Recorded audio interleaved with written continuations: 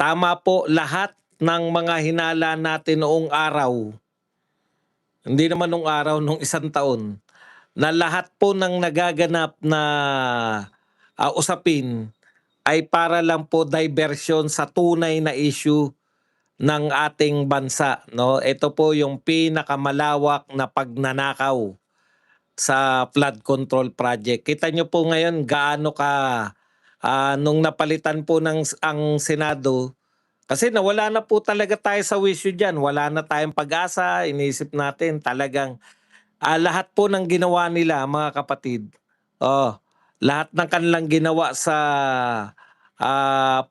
pamunuan itong BBM administration na 'to, ang tangi po talaga nilang ginawa, pagtakpan itong pagnanakaw sa flood control 'no. Lahat po 'yan tolerated nila, lahat ng mga issues okey lang sa kanila. May issue tayo sa ICC, okey lang sa kanila. May issue tayo sa impeachment, okey lang po sakay lang po ng sakay. Pero tignan niyo po ang kaibahan. Ang kaibahan po ng lahat dito po sa, flood control, kinokontrol po talaga nila yung lahat po ng tinatawag nating narratives 'no. Sa bagamat may pasundot-sundot po sila, hinayaan na nila yung impeachment trial, hinayaan na nila yan sa mga kakamping Dilawan, Makabayan Black 'no, at mga kakampi nila sa Kongreso. Wala talagang okey lang sa kanila yan, pati po yung siyempre nung nahuli po nila si Tatay Digong, kusa na po nagkaroon ng usap dito sa ICC 'no. Siyempre, mahal natin si Tatay Digong, kaya kita kita ninyo okey lang sa kanila na may nagpupunta sa ICC, okey lang na may mga nagra-rally tungkol dito sa pagkakakulong ni Tatay Digong, yang mga bring him home, bring back home. Pero okey lang po sa kanila 'yan, impeachment okey lang sa kanila 'no. 'Pag may sumusulpot na ibang patol lang, sige patulan niyo 'yan. Yang mga pogo issue na 'yan, sila, anong pangalan nun, yung mayor, si Alice Guo, 'yan sige diversion upon diversion upon diversion. Yang pagkakakulong ni Kibuloy, talagang at talagang ginagamit po nila yung mga malalaking event na kung tutuusin nga 'no, parang okey pa sa kanila na, may giyera ba, okey 'yan. Okey na okey yang giyera na 'yan sa Middle East kasi pansamantala mawawala tayo dito sa tunay na issue. Yung pinakatotoong issue lang po sa kanila, nakabado talaga sila na ang higpit po nila tuwing kaya po kinontrol nila agad, eh. Kinontrol po agad nila yung narrative dito sa flood control, 'no? Kasi 'pag hindi po, eto talaga yung sasabog, eh. Ngayon nung nagkaroon po tayo ng pagkakataon, nagkaroon po ng kudeta sa Senado, biglang-bigla sa isang iglap. Tignan niyo lang po, curious lang ako. Ngayong nakita po natin ang tagal po natin pinag-usapan niyang impeachment na 'yan. Galit na galit tayo kay Madriaga, galit na galit tayo sa mga gimmick na ginagawa nila. Alam natin gimmick lahat, eh. Alam natin na gimmick si Madriaga, kitang-kita natin nagsisinungaling. Alam natin na gimmick 'yang kay Trillanes, kita natin lahat. Pati ang mga okey lang sa kanila 'yan kahit magkasabihan ng sinungaling o walang morality 'tong na 'to, eh. Hindi po sila bound by, moral grounds, hindi po sila bound by kung anong legality meron tayo. Ang importante po sa kanila, sa totoo po, ang importante po sa kanila, okey lang kahit na anong bintang natin. Pagbintangan mo sila na sila ay, mga traidor sa bayan dahil sa pakikipagtulungan sa ICC, wala po silang pakialam. Mas gusto pa nilang mag-usap tayo ng traidor ba sila dahil kumakampi sa ICC? Yung China issue na 'yan 'no, okey 'yan sa kanila, walang problema na, kahit na wala naman talagang usapin dapat yung China, dapat kaibigan natin, pero eto sila na parang mas gusto pa nila magkaroon ng digmaan, eh. Hindi lang talaga tayo papatulan ng China dahil nakakahiya pong pumatol yung China sa atin, eh.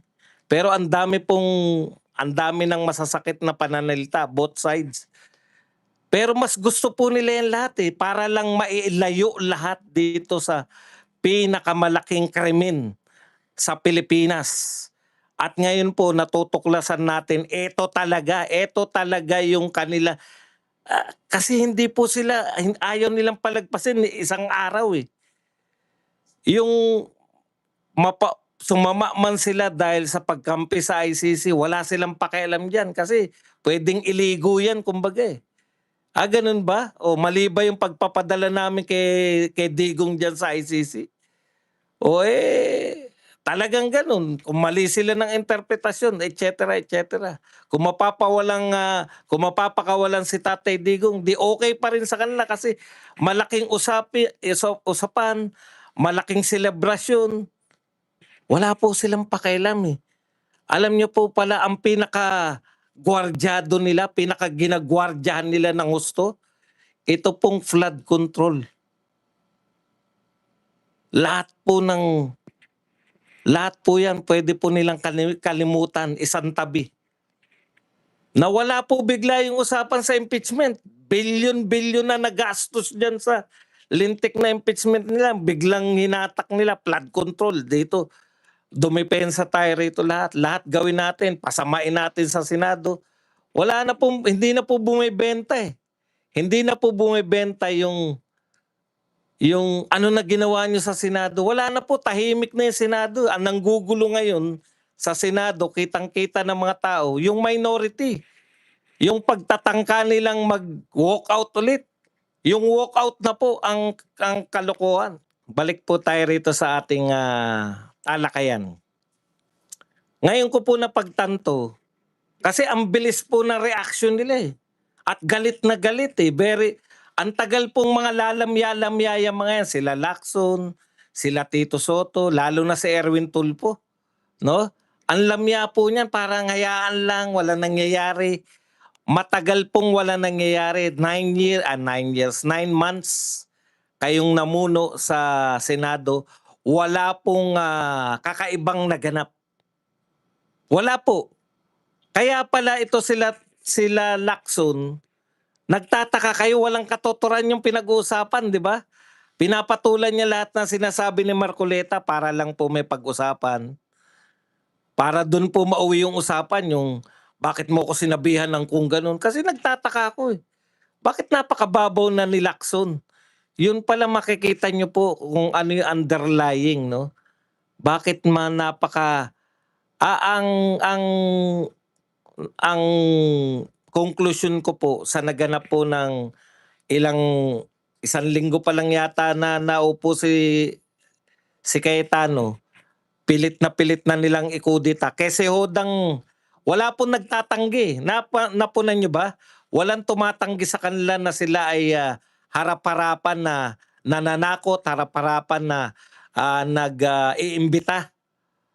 Harap-harapan sila nangangampanya na palitan si Senate President Alan Peter Cayetano. Wala na po silang 'di ba meron tayong kasabihan, wala nang pakundangan, hindi na po nagtatago, no? Tapos isa pang hindi nila tinatago yung panghahanting nila kay Bato na wala pong red notice mula po sa Interpol. Wala po talaga lahat. Mas gusto pa nila na maakusahan sila na traidor ng bayan para yun na ang pag-usapan, yung ICC. Bakit nyo sinusunod yung ICC? Noon po kasing dinakip si Tatay Digong, meron pa po silang katwiran, eh. Good morning Kabadong, mabuhay ka, magkape muna tayo. Yan, thank you very much kay Padjak Kusa. Ayan, Padjak Kusa na nagbigay sa atin ng $499 na pangkape. Teka, gawin na natin muna tong hindi, moderator na pala si Padjak Kusa. Okay. Hindi nyo po napuna. Ngayon po, okay na sa kanila na ipangalandakan na isusunod nilang huhulihin o magkakaroon ng warrant of arrest si Senator Bongo. Wala na pong taguan. Mas gusto po nila na mag-react tayo sa ginagawa nila kay Senator Bato na panghahunting. Mag-react po tayo na wala pong local court, walang local court. Tandaan po ninyo, walang local court na nagsabi na hulihin si Bato. Wala rin pong Interpol. Direkta na po tayo nakipagtulungan sa ICC, wala nang pakialam. Si BBM po nagsasabi na, yan, fugitive si Bato. Bakit kayo nagkakalinga ng fugitive? Si BBM mismo nagsasabi na, si Cayetano ay ang gulo-gulo sa Senado. Never po ginawa yan ng isang presidente. Ang pinagtataka ko, bakit parang mas gusto pa nila na pagbintangan sila na nakikialam, kasi very sensitive po yung mga pangulo noon na hindi kami nakikialam sa Senado. Ngayon po direkta sinasabihan Ngayon po direkta Wala na silang pakialam kung sabihan man sila na hindi tayo member ng ICC pero nakikipagtulungan yung gobyerno. Okay lang sa kanila. Malihis lang talaga yung usapan. Malihisan. Malihis ang usapan sa napipintong Blue Ribbon Committee hearing sa flood control project. Talagang gagawin po nila ang lahat. As in lahat-lahat. Kasabwat ang media. All out attack sila, Igan. All out attack lahat po ng mga kilala ninyo ng mga tao sa media. Sila Corina Sanchez, ito sila yung Pinky Web, at iba pang mga personalidad. Naka-all out attack sila dito sa Senado. Anong kasalanan ni Cayetano? Ano ang kasalanan ni Alan Peter Cayetano? Kakaiba-iba yung ginawa niya. Pag may 13 ka po na willing na ikaw ay iboto bilang Senate President, normal lang po yan. Hindi lang po ngayon nagkaroon ng pagpapalit ng Senate President. Napaka-normal po niyan. Hindi po ganito ang reaksyon ng lahat ng media nung nagpalit mula kay Mig Subiri, nagpalit papunta kay Chis Escudero. Mula kay Chis Escudero, nagpalit papunta kay Tito Soto. Bakit all of a sudden ganito kakaiba? Lalo na nung binabanggit na yung Blue Ribbon at yung pangalang Marcoleta. Alam niyo po, bigla po nawala. Maski ako, na-realize ko, ang tagal natin pinag-uusapan, ang tagal nating nagkukwentuhan, nakikipagtalo sa Mary Grace Piatos. Alam naman natin talaga na hindi naman talaga uubra yan. Pero sinadya po nila. Sige, Badong, patulan nyo to. Eto, nasa amin ang narrative. Eto ang narrative namin. Magnanakaw si BP Sara. Sige, magpakabisi kayo dyan na ipagtanggol na hindi magnanakaw. Tindi. Ang tagal-tagal natin pinagtatanggol yung confidential fund na walang kinalaman. Pwede pala nating i-ignore yan at wala silang magagawa. Pwede pala tayo lahat talaga mag-focus lang sa flood control dahil ito talaga yung tunay na nakawan. Pati po yung pagpapakulong, ngayon ko po na-realize, bagamat ang laki-laki pong problema nito, ang laki po, masakit po sa mga Duterte. Pero ngayon ko po na-realize na tuwan-tuwa po sila na nakakulong po si Tatay Digong dahil siyempre bilang Duterte, yun yung ipaglalaban mo. Gagawa ka ng paraan, magalit man kayo sa kanila o okay lang pala sa kanila. Bakit? Mas pinag-uusapan natin yung pang-aapi sa mga Duterte, mas nawawalan tayo ng time na pag-usapan itong flood control.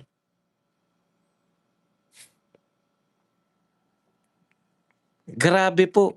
Grabe pong pagtatakip. Kaya kita nyo, wala na po sa katwiran sila Erwin Tulfo. Wala. Ano sabihin ni Tito Soto na illegal yung pagtatayo ng subcommittee? Sasabihin mo, dati kang Senate President, kahit kailan ba hindi mo narinig na nagkaroon ng subcommittee ang mga ang mga committee ng Senado? First time mo nakarinig ng subcommittee? Ikaw ang pinakamatagal. Baka ikaw na nga talaga ang pinakamatagal. Baka ikaw na nga ang may record, Tito Soto, na pinakamatagal na senador. Hindi ko alam kung sino mas matagal sa inyo ni Ping Lacson, pero isa sa inyo ang may record of all time. Ngayon mo lang narinig na may subcommittee ngayon mo lang narinig na may subcommittee ang Senado, ang mga committee pwedeng mag-subcommittee. First time. Tapos illegal. Ang tindi ng mga term na binibitawan nila eh. Kayo ang nagpabagsak ng dignidad. Mga illegal ang ginagawa ninyo.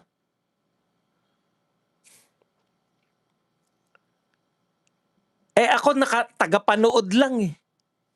Alam kong may mga subcommittee. Hindi po naging legal ang pagsasubcommittee.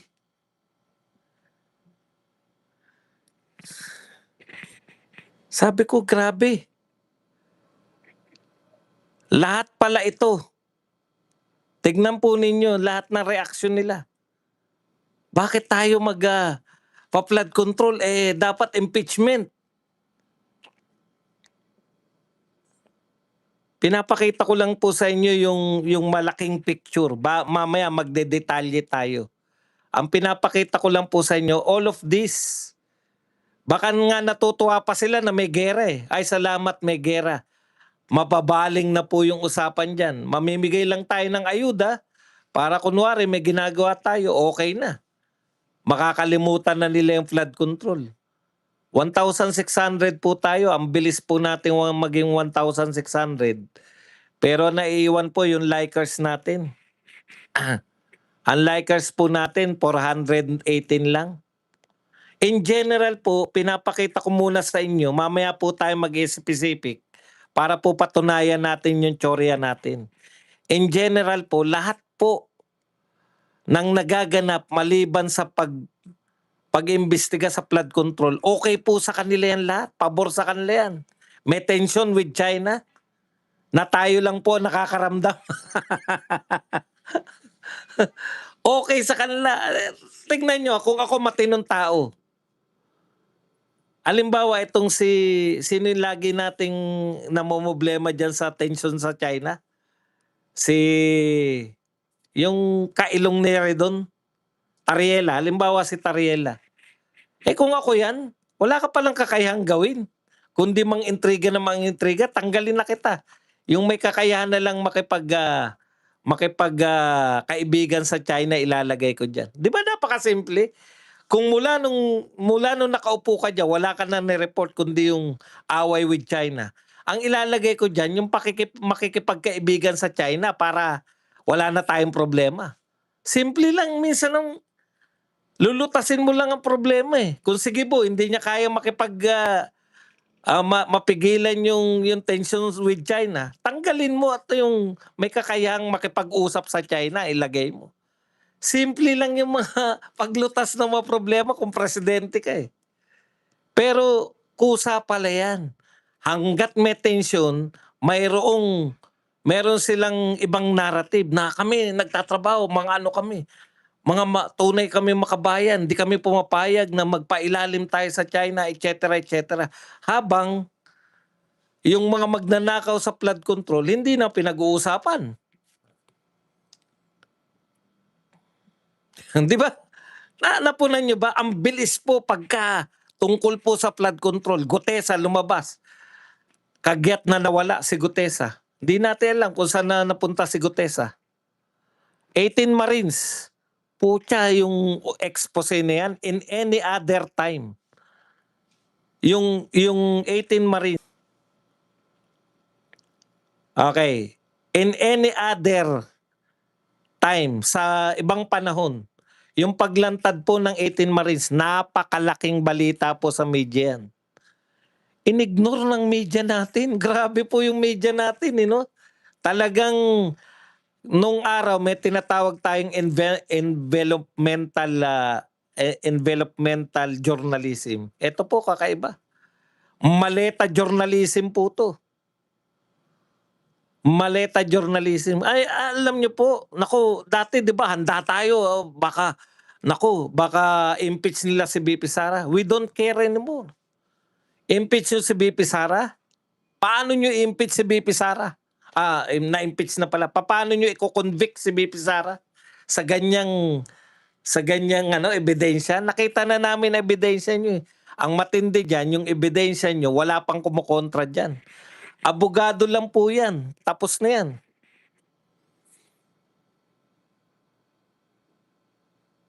Ang bilis po nilang kinakatay yung mga balita pagkatungkol sa naglagay ng ICI para kunwari mag-iimbestiga. Wala. Walang nangyari sa investigasyon ng ICI. Gumastos tayo ng milyon para magtayo ng ICI, na-delay yung pag-iimbestiga dahil sa ICI, tapos hindi na tinuloy. Kaya si Lacson okay lang sa kanya na makipagbabag kay Marcoleta, eh. Papugian na lang nga yung wala wala na pong katuturan, 'di ba? Meron, mas pogi ako sa kanya. Anak ng pupa, yun na lang, mas pogi ka kay Marcoleta. Mas magandang lalaki ka kay Marcoleta para lang mawala dun sa tunay na issue ng mag-imbestigasyon.